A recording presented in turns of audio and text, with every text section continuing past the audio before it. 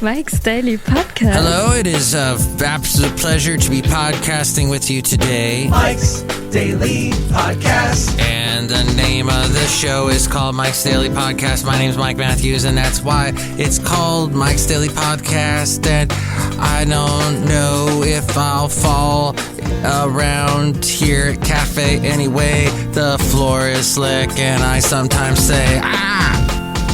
And that's my song for today. It's very good and concise. Mike's Daily Podcast. Got this show off to a nice start. Got it moving in a good direction.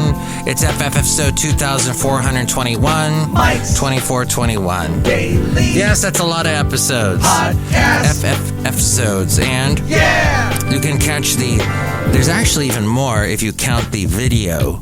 The quick little videos. But they are short video clips. And I will have one for this episode. I had one for abbreviations the last show, discussing all those wondrous abbreviations that we have that nobody can remember. And then you look like an idiot if you don't remember it. And then there's the changes the next day. All these abbreviations. Okay, except for scuba. SCUBA, underwater something, the man from Uncle at UNCLE. That's another abbreviation. And there we go. Hey, I'm going to talk about a couple things that I think you and I have a similar issue with, and that is laziness. I know so many people that waste my time because they're lazy. They don't want to get out there and do stuff. You can find a lot more interesting things to do than talk to me. I mean, you could listen to this podcast, for example. This is way more interesting. But talking to me, come on. People talk my ear off because they know I'm a good listener. That's also true for my lovely lady friend. And here's today's podcast picture. She's made a job out of it. She's a therapist. She listens to people. She's an excellent listener. Maybe I should have become a therapist. But instead, I like the radio, and I like the podcasting, and I like helping other people get into both of those worlds of radio and podcasting. So, if people that waste time, procrastinate, and don't do what they're supposed to do, sometimes can be considered lazy. And the first thing is to figure out the real issue. And get a dog.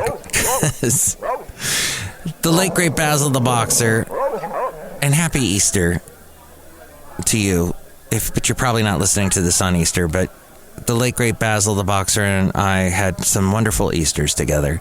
A dog will show his impatience and go, come on, let's go for a walk, and that can get you going and kick you out of your laziness because you got stuff to do. Unless you completely ignore your dog, and then I say to you, shame. But, I say try and listen to your dog. You have a dog. A dog can help you get out there and enjoy the outdoors and walk, and that's a good thing. Every time you start being lazy, stand back and do a little assessment. Diddle that. What's been really happening? Laziness is generally a symptom and not the problem itself. What is the cause of your lack of motivation? Are you tired? Are you overwhelmed? Are you afraid, hurting? Just plain uninspired? I get there a lot. Are you stuck? Most likely the sticking issue is smaller than you think, and you can get past it more easily than you realize. The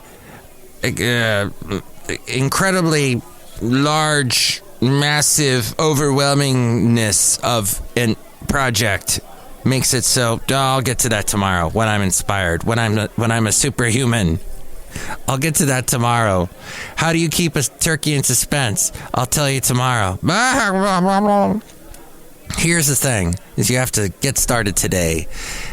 And the earlier you can start, the more you can get, the faster you can get this thing done. And take it in little pieces. I was talking about that, I think, on the Friday FF episode. That would have been 2419. 2419. That one was entitled budget, because we were talking about trying to get a hold of that, because that can be overwhelming and hard to get started on. So, but, oh, hold on. I'm being interrupted. Just a moment. Oh my gosh. I love it. I love it. I love it. No, I don't. I hate, off-air alarms drive me crazy. Oh, hey, this is something I used to do. Wine. Well, I like The Whiny White Man Wine List. It's a whiny white man wine list. That is most of conservative talk radio, by the way. Well, did you hear what so-and-so said? Whiny white man wine list. And it's funny, it kind of went down for a while. When Trump was president, the conservative talk show hosts that whined about wine, they were like not. They were just, look how great Trump is here. Look how great this, look how great that. And now it's all, we don't have a president in the main office. And then, I mean, you still, if you're a Republican, don't forget, we still have Mr. McConnell in the Senate. We still have, if you're a Republican, and overwhelmingly the Supreme Court is leaning more to your direction. But why the people get so obsessed with the president thing? Anyway, cafe anyway. But so someone that still is, Donald Trump, he reunited with his longtime confidant and Republican operative Roger Stone at Mar-a-Lago just this weekend. And Donald wasted no time in getting into grievances. My best friend growing up, Derek, his dad, he was awesome. Unfortunately, he passed away. His name was Don. And it used to make me laugh when Derek's mom, Barbara, used to say, Donald?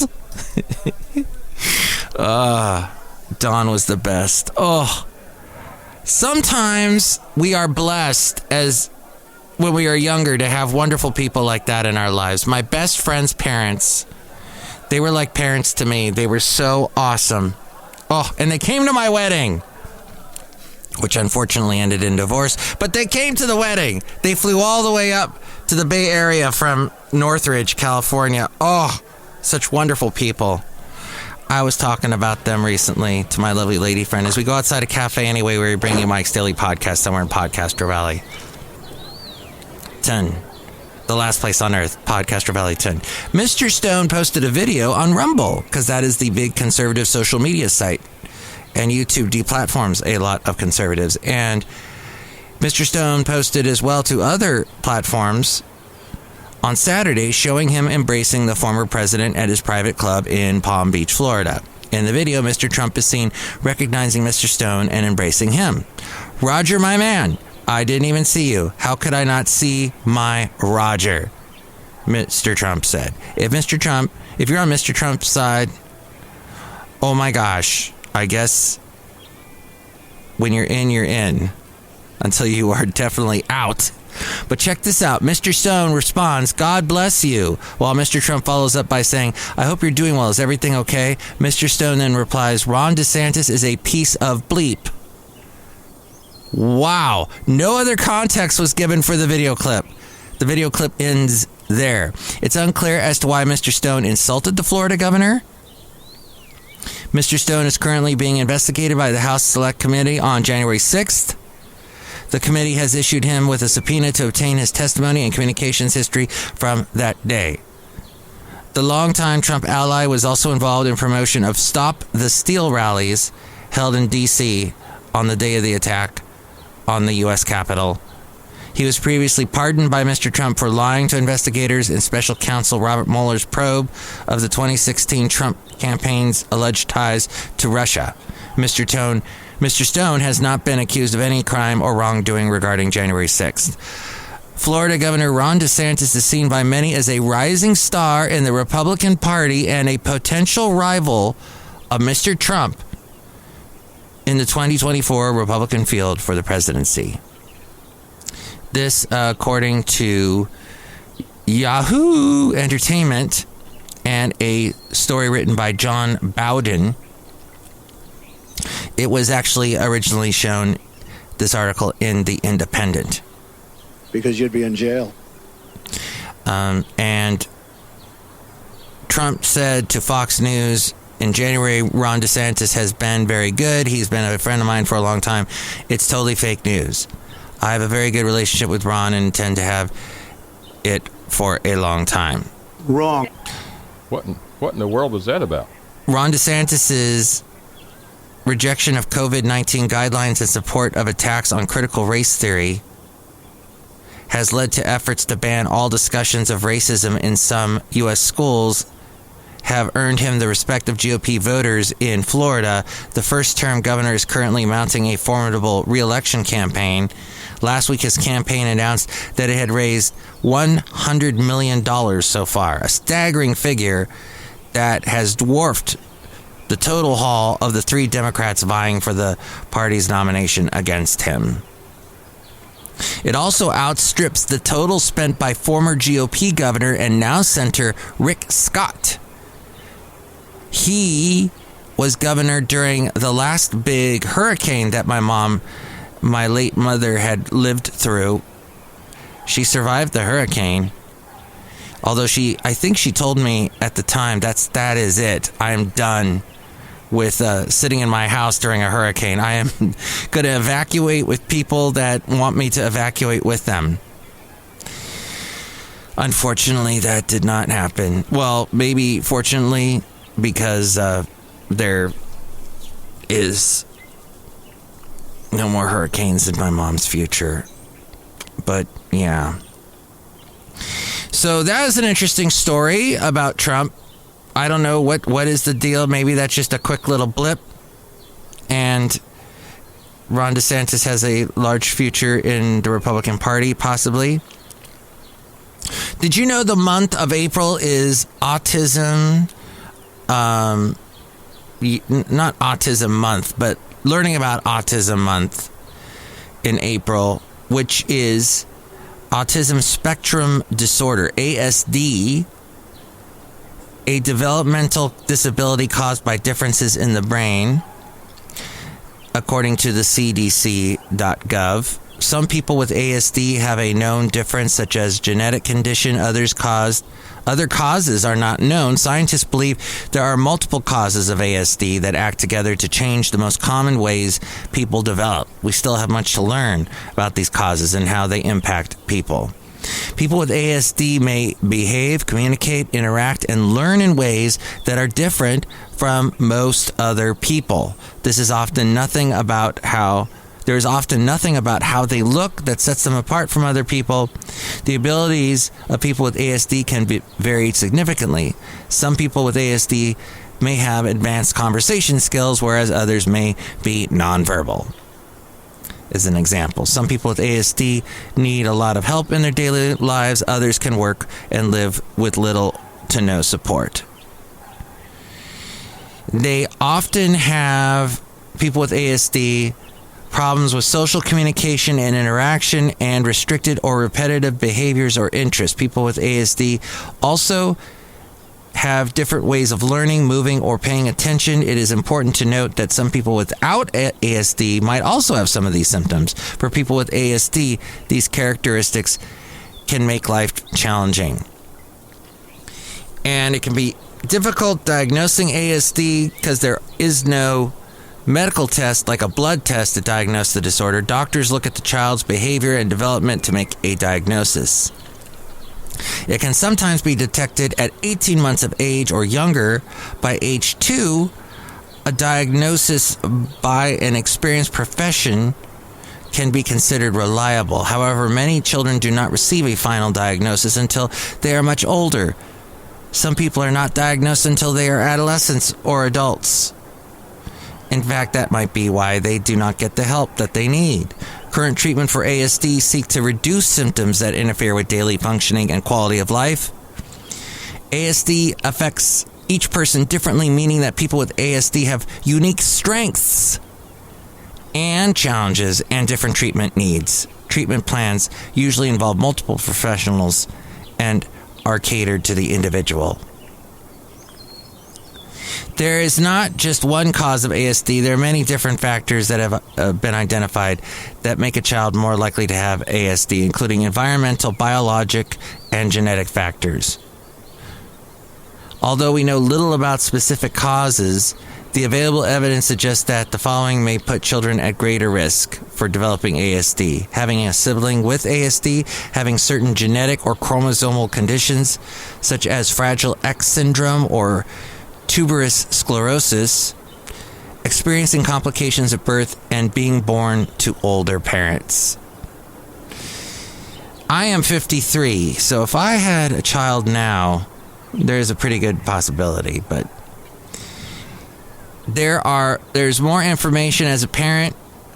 You already have what it takes to help your young child learn and grow. The CDC has developed materials to help you track your child's developmental milestones and share that progress or any concerns with your child's doctor at every checkup. Details at cdc.gov.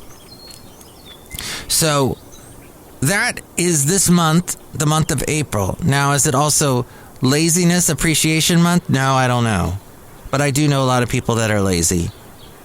Whatever it is holding you back, do your best to unearth it. In most cases, it'll be one single specific problem or detail. Finding the cause is the only way you can actually address it. Address it like you want it to happen. Once you address it, you can deal with it effectively. This according to wikihow.com. So, focus on the actual problem. Now that you're thinking about the cause of your laziness, start focusing on it. It can be tough to break old habits, but look for small steps you can take to get you used to being productive. Get organized. Having clutter around, even when it's just visual, can be a huge downer to our motivational skills. Whatever it is that could do for some organization, organize it, whether it's your desk, your car, your whole house, your routine. Monitor the self-talk. Sometimes behaviors cause thoughts, and sometimes thoughts cause behavior. Cover your bases and get rid of the negative inner dialogue. I'm so lazy, I'm worthless. That's not going to get you anywhere. Every time you find yourself not performing up to par, twist it around to be positive. Like, it was a slow morning, but now it's time to fuel up.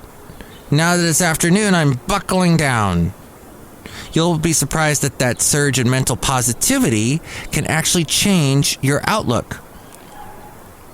Practice mindfulness. Stop and smell the roses. We scarf down a huge meal just to get to dessert, just to get to the wine, just to get to bed with an overly full stomach. We're always thinking about the next great thing instead of living in this moment, in this wonderful moment that we've been granted. When we start living in the moment, we want to take advantage of it. Next time you find yourself thinking about the past or future, draw yourself back into the now, into the present. Whether it's the scene around you, the food on your fork, the music in your ears, the birds chirping around you. Oh my gosh, there's so many birds. Let it show how cool it is to be walking Earth and living. Sometimes stopping and slowing down can give us the energy to take advantage of what we have at our disposal. Think of the benefits of not being lazy, of being productive, of the better. Let's focus on the better present. What would happen if you took advantage of right now?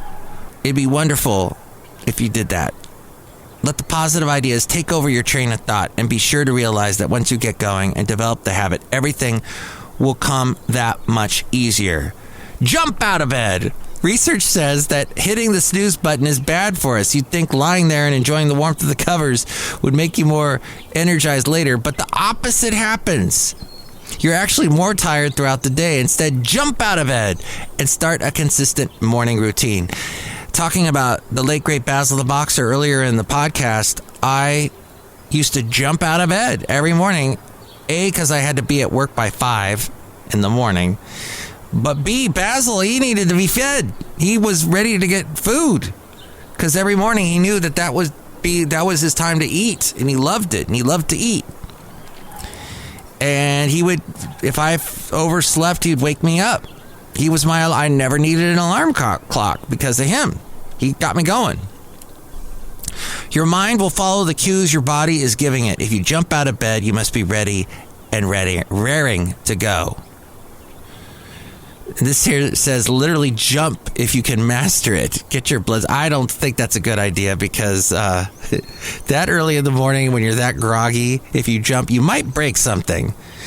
You might fall down. We're talking about falling earlier in the podcast. So just be careful. But set the achievable goals, the low-hanging fruit. By setting yourself some worthy yet attainable goals, you have something to look forward to when you attain them. There's a vision board thing here, but I'm not going to get into that. Make a checklist of the desires, goals, and motivations you want to move towards. I'm not a big fan of making lists, but honestly, you have to. I chicken scratch it on a piece of paper. I don't buy those really expensive scheduling books. I don't generally put it in an app on my phone. I write it on people at work will tell you. My boss will tell you. I write it on these little pieces of paper that are scratch paper that are just going to get thrown out anyway. But there's that cafe anyway. There's that blank spot on the back of the paper because someone didn't use both sides. Some tree killer, some paper waster. So I make use of the wasted paper by writing on the back of it a note and a list. And it helps me. It really does. Because you'll be sitting there going, what am I supposed to do? Oh, yeah. And you look down and you try and make sense out of your chicken scratch and you move forward. And here's another thought. Regularly revisit the importance and value of the goal. Once you've settled on a goal or faced the problem in need of tackling, it doesn't miraculously direct you without effort on your behalf. Part of the success behind making a goal or finding a solution depends on reminding yourself of why it matters. If you lose sight of the goal, sight of the dream, or the solution, it's easy to become embedded in distractions and dead ends that make it seem too hard to continue, allowing the laziness to come back. Tell yourself you can do it. You can do something. You can finish it. Iron your clothes. Let's say you're sitting on the couch staring at your computer and all the would-be spreadsheets you wish would create themselves right now. Give it up. Instead, do something teeny like ironing your clothes. You'll get out the iron, get out the board, get your shirt, and 5 minutes into it, you'll think, why am I wasting time ironing my clothes? You'll put it down, be a little more awake from the activity, and get going on what you actually wanted to do. That's interesting. It's like a distraction, but a productive distraction. If it doesn't have to be ironing, it could be showering. Just getting up and doing something is sometimes the hardest obstacle. When it's something small, it greases the tracks for us, making all activity smoother sailing. Speaking of activity, exercise. The benefits of exercise are innumerable, but one of the main ones is feel more energized. It gets your blood flowing, your metabolism up, your body is in an energized state that lasts practically all day. If getting going in the morning is an issue for you, exercise for 15 minutes. You'll feel more lively through the afternoon. That's a huge part of being healthy. Dress the part. Sometimes we lack motivation for life. We become complacent in our jobs, our living situation, our relationships. We just sort of fester in our own little world, knowing we should be trying harder to expand. The easiest way to start on the path to change is dress differently. Whether you're a pizza guy wishing you were on the floor of the stock exchange or a couch potato wishing you were running the Boston Marathon, changing your clothes may change your behavior. Dress for success. If you don't believe it, think of it this way. How would you address a guy in a suit?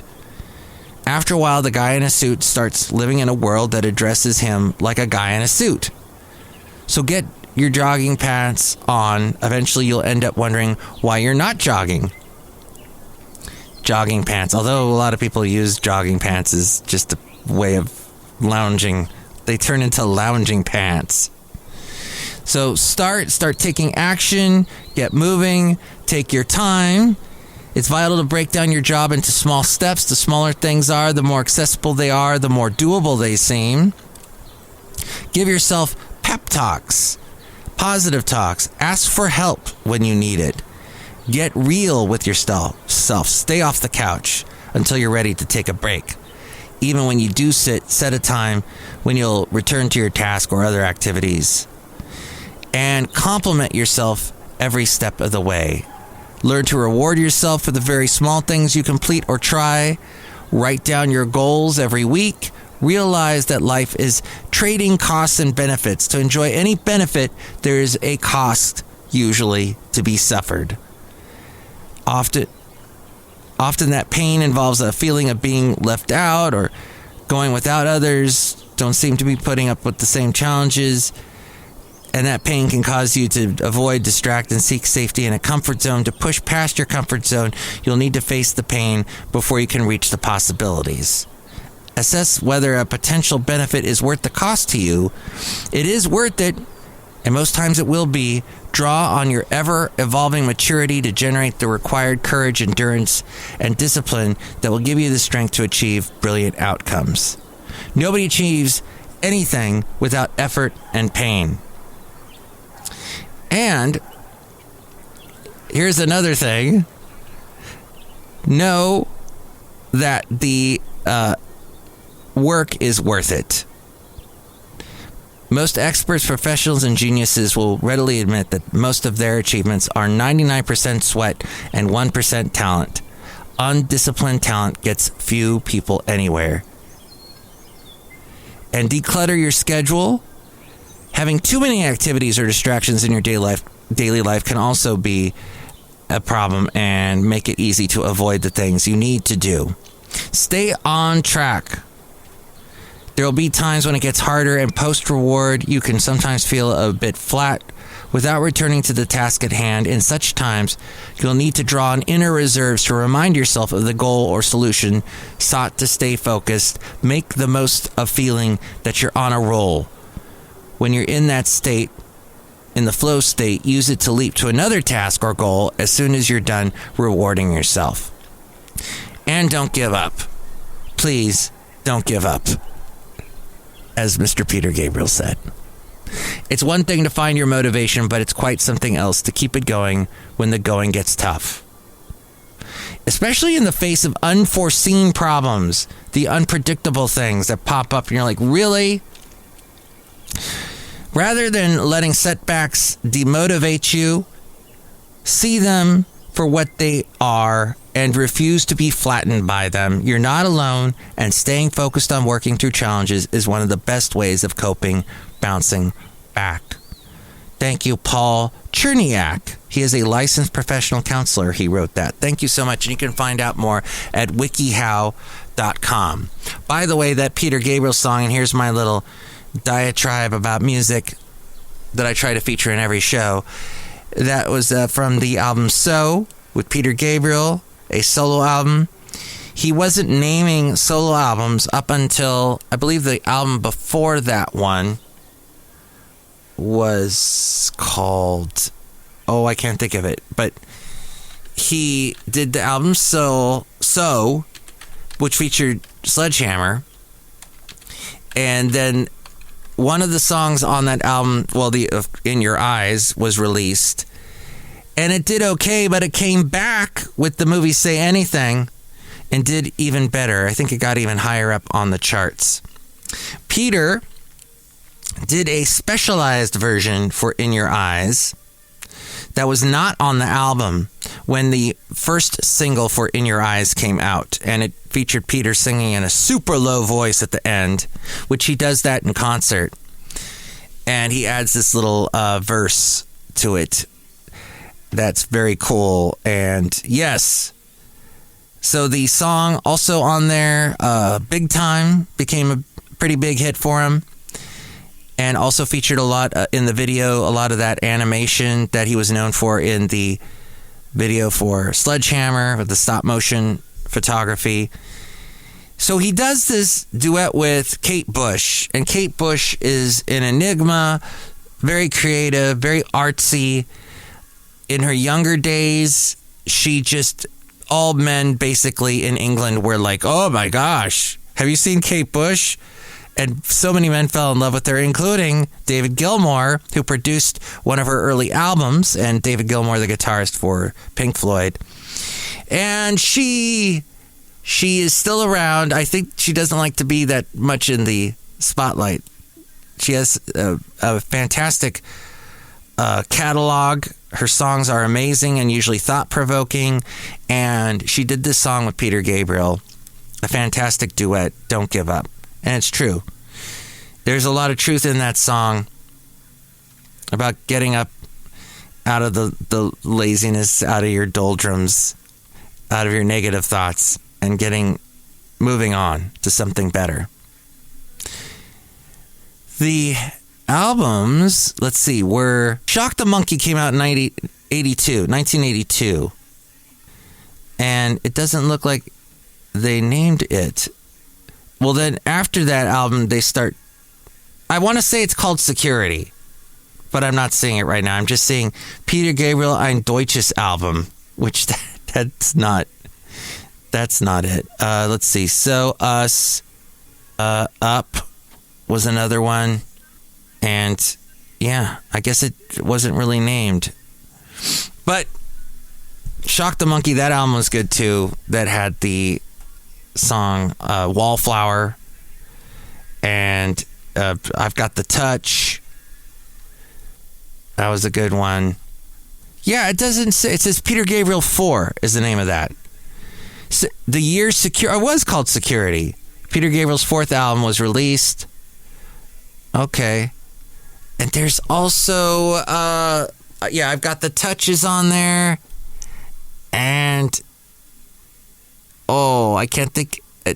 That one I'm not as clear on remembering all the songs off of that. But the one after that, So, was definitely one. Red Rain was on there. A bunch of other big songs. Outside a cafe anyway, somewhere in Podcastro Valley, the last place on earth. Look who is here. Hi, Mark. It's Benita the Rodeo Queen. How you doing? That's a disgruntled fiddle player, tell you what. What? That Peter Gabriel was with that band called Genesis, right? Wow, very good. Yeah, they did not have a fiddle player. No, not really. More of a synthesizer type thing and guitars, but maybe. I know when Peter Gabriel was in concert, I think his daughter would play violin on some of the stuff. So that's like, that is a fiddle, basically. And you should be not disgruntled anymore with this topic. Look who else is here. Oh, Mike, I make the delicious root beer Hester right now. Guys, I think we're going to wrap up the show. Drink my root beer, I'll kill you. All right, okay. I'm sorry the music diatribe went a little long, but I hope we've fought all your laziness problems and that you have a very productive week. And next show, it'll be the wonderful Madame Rootabega, Valentino, and Bison Bentley. Thank you for listening to this podcast, though you don't really exist because nobody listens to this podcast. I doubt anyone does. It is wonderful if you do. I see plays sometimes and downloads, but I don't think they're real. But if you would like to prove that, in fact, you are real, give me a call. Call us here at Cafe Anyway. 336-MM Daily. 3 plus 3 equals 6. MM is in Mike Matthews. Daily as in what this podcast has been for a couple of days. Give me a call. And other ways to reach out to me, it is A-Frame. But if you get offended, that's the way the cookie crumbles. No. Oh, wait, that wasn't A-Frame. That was one of the Smothers Brothers. Actually, that was from the very final episode of the Smothers Brothers Comedy Hour show that never got aired. Because I think CBS at the time was like, oh, they're just too offensive, those brothers. They're talking about the Vietnam War here in 1968, and oh my gosh, when yours truly was born. But you can actually watch that video on YouTube. No, what I was saying was, before I got distracted, was the podcast picture today. Sorry to bury it here at the very end of the show. It is from my walk yesterday with my lovely lady friend. We ran into these two wonderful horses that live at the top of Columbia in Castro Valley. There's a big HOA housing development. that's on top of this hill in Podcastro Valley. And where they have the East Bay Regional Park District has a little area that you can walk on the trail that I talked about on the last podcast. There are 2 horses that have been there for years now. In fact, Basil, the late great Basil the Boxer, used to sometimes interact with them. And one time one of the horses came after us, and the horse owner opened the fence and basically saved our lives. So horses can be a little mean. Just saying. But they were very nice this day. Emma, and I forget the other one's name is Dice or Rambo or something like that. But see that picture at MikesDailyPodcast.com. Take us out, Frank. Mike's Daily Podcast is written and produced and performed by Mike Matthews. His podcast is super easy to find. Download or listen to his show and read his blog at MikesDailyPodcast.com. Email Mike now at MikesDailyPodcast@gmail.com. See you tomorrow. Bye!